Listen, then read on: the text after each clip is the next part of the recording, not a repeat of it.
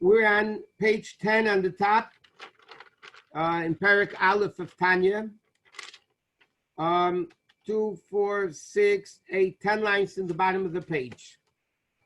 Rabbi, if you push the screen one direction, the other, then you can see you. That's what I see. No, but it says, when prompted, somebody's playing with this. Because I see somebody's mouse is moving.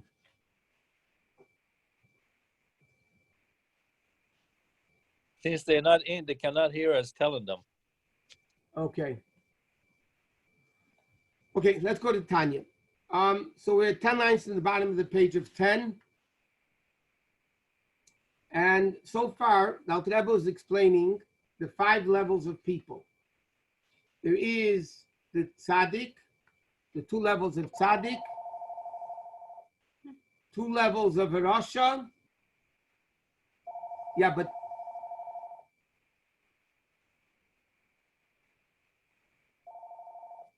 I'm in the middle of a class now.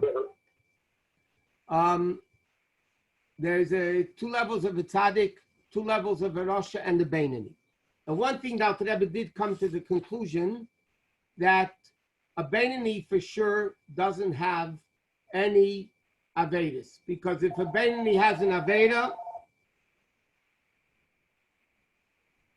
I can't speak now, I'm in the middle of a class. If a person has an Aveda, he's automatically not a Beinani.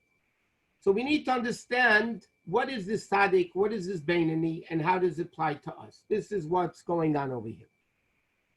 So the Alter Rebbe says like this: Achbiro Inyan, the explanation of all this is al pi Mashakozer Rav Chaim Vital, based on what Rav Chaim Vital wrote in Shara Kedusha, Ubeitz Chaim Shanun Perek Beis.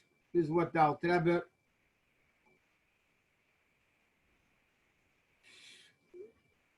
he writes like this: the L'chol Ish Yisrael, every single Jew. I can't cancel the screen.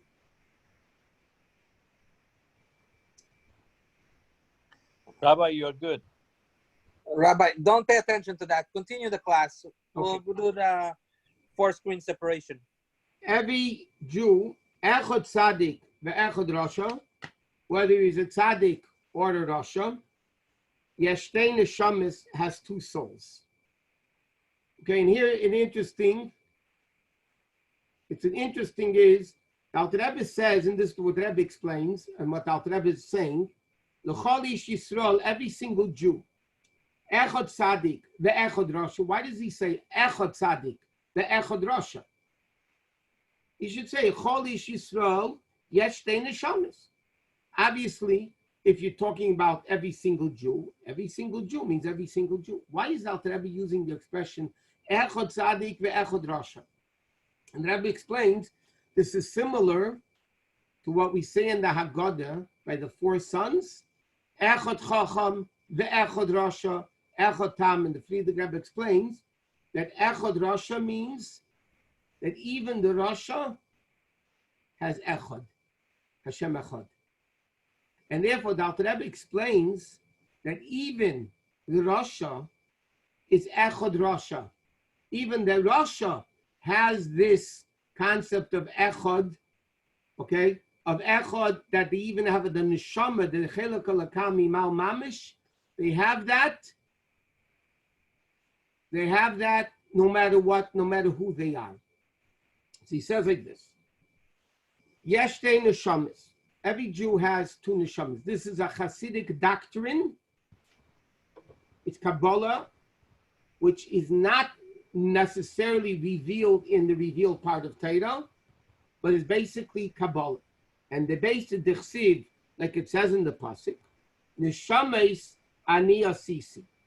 Okay? It says, I made souls. Okay? Now, that Pasuk is in Yeshaya. What does the pasuk say? It says like this. The beginning of the pasuk says, I made people, I made a person on earth, singular, And then the pasuk says, "Uneshamas ani asisi," I made souls. So even though simply it means God made souls. God collectively made a lot of souls. But because the pasuk begins in a singular text and then goes to the plural uneshamais, Kabbalah says that alludes to the fact that every single Jew, Tzaddik or Rasha, has two souls. Shehein shtei nefashos, which are two nefashos. What does it mean, two nefashos, two souls? Nefesh echad, one soul, comes from klipa and sitra achra. Comes from klipa and the other side. And before we go further, I know I'm going to take a few minutes now to explain. These are such common words in Chassidus, but we need to explain the actual meaning of it. Klipa literally means the peel, the shell, or a peel.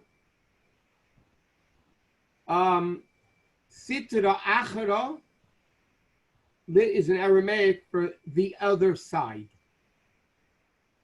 Okay? In Kedusha, this is as we say the expression always, this is Chassidus 101, which means as follows. In Chassidus, the word good and bad is not the way we define in the Webster's Dictionary good and bad. In Chassidus, in Kabbalah, there's either godliness or there's evil. If it's not godly, it's evil. There is no in between. In evil, there's two levels that we'll soon discuss. But there's Kedusha. Anything which is not holy is called Sitra Achra, the other side. Is an apple holy? No. Is a telephone holy? No. It's not holy. It's not godly. So by definition in Chassidus and Kabbalah, it's called klipa, the peel, the shell. That is something most of the time you throw away. But interestingly, Chassidus explains, this is what protects the fruit. It protects the good. But it's something that you throw away. It's evil. It's sitra achra, it's the other side. Because if it's not holy, it's automatically evil. And Alter Rebbe says like this. One neshama, which Alter Rebbe will soon call the nefesh habahamis, it's called the animal soul, which, by the way, what's the difference between nefesh habahamis and yetzer hara? You know, you always hear the expression nefesh habahamis, the animal soul, and you hear yetzer hara. The nefesh habahamis, as Alter Rebbe will explain soon, is a whole nefesh composed of intellect, emotions, thought, speech, action. It's a whole soul.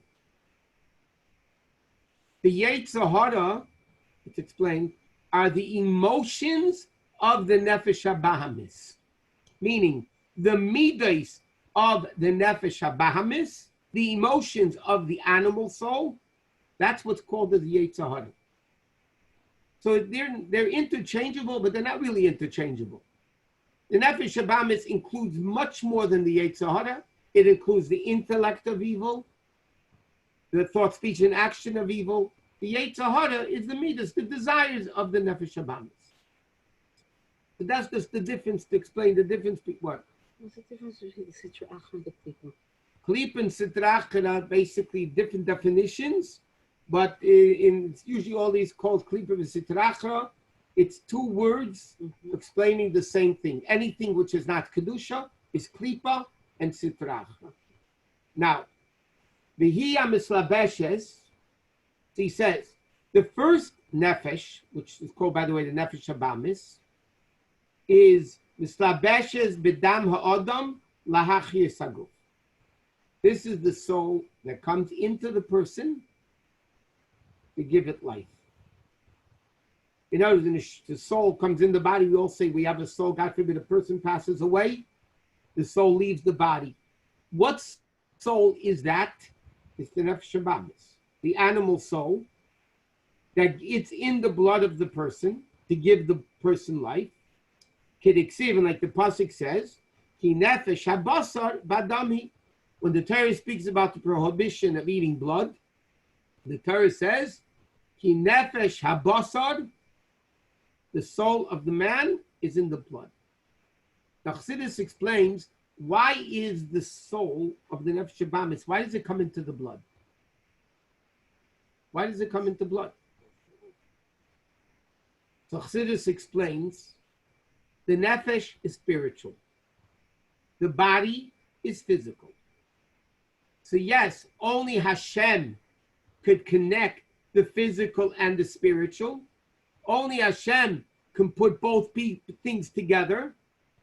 And therefore we say in Asher Yosad, Reife Chol Basar, he heals all flesh. Umafli la'aseis, he does wonders. What's the wonders Hashem does? That he connects spiritual and physical. And therefore, that Chagav, in passing, science can clone, science can take stem cells, but science will never, ever be able to create life. Because creating life, not extending life. Creating life means connecting spiritual and physical. Those are impossible to connect. You can't connect fire and water. Either the fire evaporates the water extinguishes the fire. Two opposites cannot coexist. Spiritual and physical are the most opposite possible existences. Only Hashem, because he's Hashem, could combine spiritual and physical. But science will never be able to do that. But, therefore, the most spiritual part of the person has to connect to the lowest level of the nefesh. Yes, Hashem is connecting spiritual to physical, but it's understood the connection between this spiritual to the physical has to be in the most, so to speak, spiritual part of the physical body, which is the blood. So Chassidus explains, because the blood is warm, the blood is a sign of life.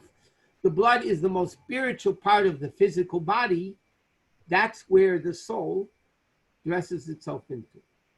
And that is the nefesh habamis. The animal soul, it's not kedusha, it's not the godly soul, it's the nefesh habamis. Is it godly? No. If it's not godly, it's not kedusha. It's siklipa and sitracha. And therefore he says, umimeno, and from this nefesh habamis, boyes kol midas rois, comes all the bad emotional attributes, okay, the evil characteristics, may arba yesei desroim sheba, from the four bad elements. Remember, we discussed a few weeks ago in the Parsha of Emer, there's four basic elements, okay, fire, air, earth, and water. Just like there is physical elements, fire, air, earth, and water, there are spiritual elements. That means this nefesh habamis is composed of four spiritual elements: fire, air, earth, and water. And Alter Rebbe says the four bad elements, because we're talking about evil, nefesh habamis, the evil soul, that is the source of all the negative, evil characteristic traits that a person has. And he says, for instance, kas v'gaiva, anger and haughtiness, comes from yesed ha'esh, from the element of fire of the nefesh habamis. Meaning, the nefesh habamis spiritual has the spiritual element of fire. That is the source of anger and haughtiness, shenegba l'mayla, that always goes upward. Anger, when you burn up with anger, it's like a fire. Haughtiness, I think I'm better than anybody else. Anger is, like Dr. Rebbe explains in Tanya, whatever the halacha is, anger is like idol worshiping, because I think I'm so great, this shouldn't have happened to me. So anger and haughtiness, What's the spiritual source of that in the soul? The element of anger. Taivas atainugim, all the temptations and lusts, they come from Yesod Hamayim, from the element of water of the soul. Why? Ki hamayim matzmichim kol minei tainik. Water makes all things grow. All types what you grow, the temptations that I have. Water makes things grow. So therefore, the bad midah of desires and temptations, where does that part of, what part of the nefesh habahamis creates that? The element of water. Halalis, leitzanis, vespitis, frivolity, scoffing, boasting, udvarim betelim, idle words, which are basically, as we know, a bunch of hot air. It's basically what it is. That comes from Yesod Hodulach, from the element of air. It's a bunch of hot air. Whether it's scoffing, boasting, idle talk, it's a bunch of hot air. Ba'atzlus, the atzlus, and laziness and sadness, which means the person feels down and out, and not in Beverly Hills, down and out, then that comes from the element of offer, from the element of good. So therefore, the Alter Rebbe says like this. The nefesh habamis, which is the first soul of the person, and the reason why the Alter Rebbe is going to call it the first soul is because that enters the person completely at birth. Unlike the nefesh or lekis, it comes ultimately bar bas mitzvah.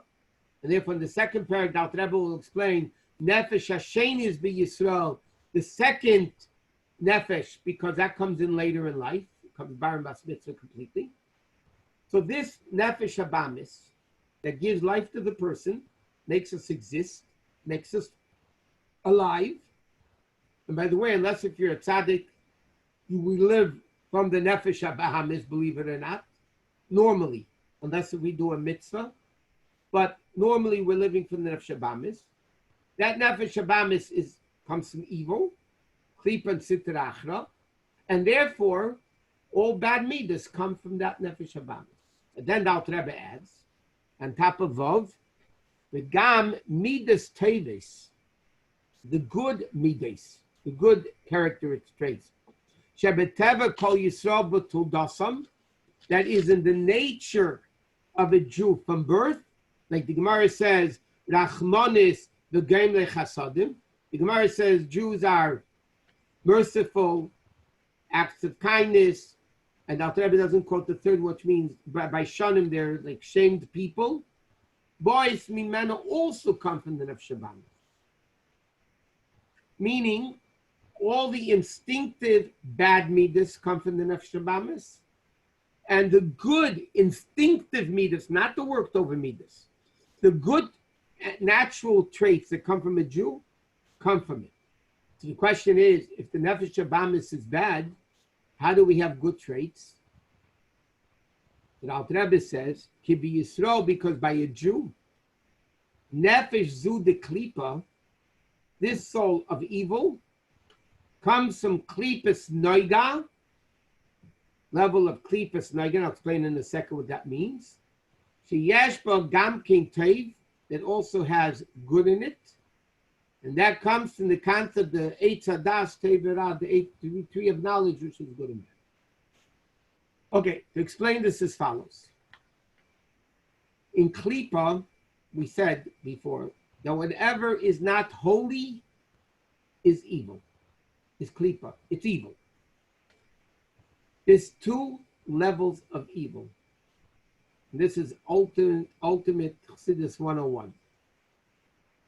There is a level of, as Alter Rebbe will soon say, total evil that has no good in it. We'll explain what that means if we get there today. And there's a level of evil that's called klipas noga. What does noga mean? It's a shine. We say in Shabbos davening, in Kel Oden, Maleim Ziv, they're full of array, umefikim noga, and they give out a shine. Noga means in Hebrew to shine, which means as follows. Klipas noga means it's a level of evil, but there is a level of good in it. It's primarily evil, but there's a level of good in it. Then there's a level of evil that's total evil. Now, what does this mean in a practical way? We said before, anything not holy is evil. So therefore, this telephone is not holy. It's klipa. But what klipa is it? It's klipas noiga. What does that mean? There are things that are asur, forbidden, and there are things that are mutar, permissible. What's the difference between asur and mutar? So Chassidus explains, asur in Hebrew means bound and tied. Mutar means untied. Matir asurin. Right? We make a bracha. Baruch atah Hashem Elokeinu melech ha'olam, matir asurin. In Shemona Esrei, in the Amidah, we say matir asurin. Matir, mutar, means untied, and asur means bound. Why is something permissible? Why is something mutar? Because the holiness, the kedusha that's in that evil object is not bound to it. It's loose. For instance, the apple is a marshal they always give. I don't know why. An apple is not kedusha, therefore it's klipa. But you're allowed to eat an apple. It's mutar, unless if it's the first 3 years arla or something like that, then you're not allowed to eat it. What does it mean mutar? Chassidus explained like this. This apple primarily is klipa. It's not kedusha. But in this level of klipa, there's a godly spark in it, a spark of kedusha, that's not bound to it. It's not tied to it. Therefore, if I make a bracha on the apple and I eat it for the right purposes, not because I want to fress or whatever it is, because I'm eating it to be healthy, to be able to serve Hashem. So what happens is the spark of kedusha that's in the apple, because it's untied, I can elevate it. I take it out of the klipa, and that goes back to kedusha. Something which is forbidden, for instance, chazir, pig, is completely forbidden. What does that mean? Is completely forbidden. The godliness that's in that chazir, because there must be godliness keeping in existence. Yet Alter Rebbe is going to use the expression "ein bohem toiv klal." There's no good in it at all. And the Rebbe asks in one of his letters, the Rebbe says, "What's with? It has to exist from kedusha." And the Rebbe explains, the evil in it is so bound, you can't sense it and you can't elevate it. Therefore, chazir, which is treif, asur, forbidden. Why is it asur? Because the godliness that's in that apple can never be elevated, no matter what you do with it. In the pig. In the pig, the kedusha that's in the pig is so bound to the evil, it became actually part of the evil. It's so covered and concealed that there's no kedusha whatsoever visible. Therefore, you can't elevate it. So if you take a piece of pig and make 10 brachas on it, and you go to the mikveh first, and you put on your hat and jacket and the gartel, and you make a bracha on the chazir, and you eat it l'shem shemayim, which means you take the power that you ate, that you got from eating the pig, and you went to daven and you went to learn. The pig stays pig. The godliness that's stuck in the pig never went anywhere. Why? Because it's not klipas noiga. It's what's called sholesh klipas hatmeis. It's one group. It's called, because based on a pasuk in Yecheskel, there's two groups of klipa.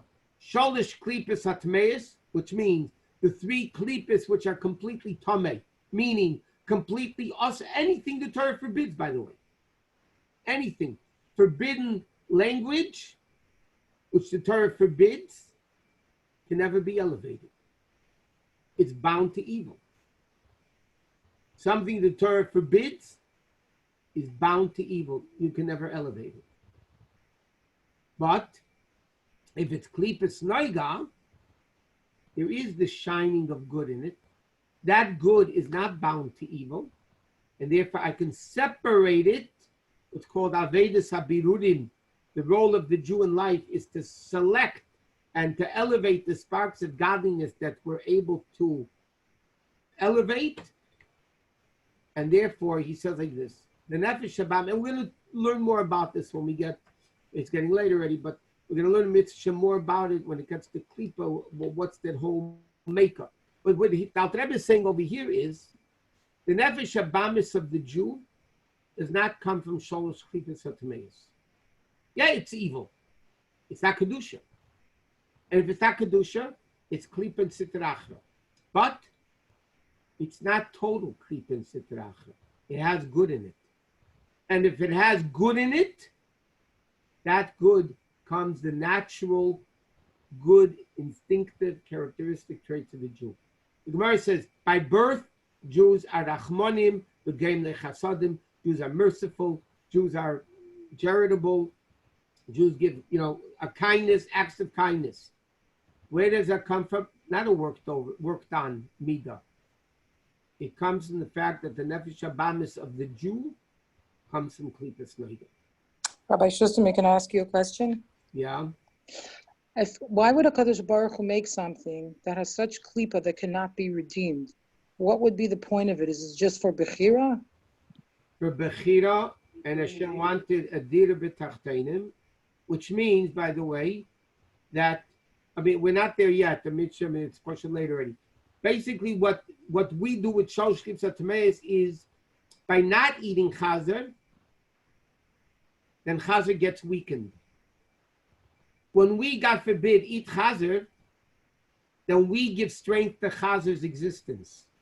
We give strength to evil's existence, which is no good. So Hashem has two things. Those things that we're allowed to do is to bring light into the world. And those things that we're not allowed to do is to weaken evil. Because the more evil is weakened, the more Kedusha could be revealed. When evil is powerful, then Kedusha cannot be revealed. Hashem set it up positive mitzvahs and negative mitzvahs. All the negative mitzvahs are Shalosh Klipas HaTameis. Now, there's not everything is Shalosh Klipas HaTameis. There's a lot of things we're allowed to eat. And if we're allowed to eat it, we're allowed to use it, we can make a bracha on it. And therefore we elevate. Rabbi Shusterman, why do they say that when a Shirkam pig will be mutar? Because then the pasuk says, Hashem will remove the evil spirit from the earth, Ruach HaTuma'avim min ha'aretz, and that evil won't exist. Shalosh Klipas HaTameis won't exist. If Shalosh Klipas HaTameis won't exist, then there's no reason why you can't eat it. Trust me, then we won't want it. So all trade will become kosher. Or basically all trade will become kosher, but in the era of Tchis HaMeisa, we're not going to be eating anyway. Anyway, that's it for tonight. Men, please don't forget to daven Marav and Sal Sfira. Amir Hashem Monday night. We're going to have again the Chumash class, back to Chumash. And until then, have a great weekend, a good Shabbos. Thank you. Thank you very Thank much. you, Rob. Good Shabbos also. Thanks so much. Thank you very much. Rabbi, what did you tell the person to take that tattoo off or not? I'm just can't go to bed without hearing that. That's 20 years ago. Huh? That's Did 20 you years tell ago, them the story with the tattoo. No, The I had two stories with tattoos. The more recent one, they didn't ask me personally. Somebody else was asking. But the din was they were allowed to remove it because a guy did the tattoo. So therefore, there's no holiness in the name. So they were allowed to remove it. I see. Thank you. If it was a non-Jew, Well, most tattoo makers are not Jewish. Maybe not. and if it was Israeli Jew, Nah, who knows? okay. Bye-bye. Okay. Thank you. Good night, everybody. Good night. Good Rabbi night. Shabbos. Good night. Rabbi Shusterman, Bye-bye. in Denmark, the hotel or one of those big buildings, the king wrote Yudke Vavke exactly like with the hay, and Right. it's still there. We have picture because he studied Kabbalah and he liked it, but it's up there. We took a picture of it on his castle, on his thing in Denmark. It's there. So don't step on it. It's up high. Then we should just put Besiata de Shemaya when we write something, right? Kedusha anyway, because the guy wrote it. Not Kedusha. Okay. Good night, everybody. Thank you. Good Good night. night. Thank you so much. Laila tov. Laila tov. Good night. Mm.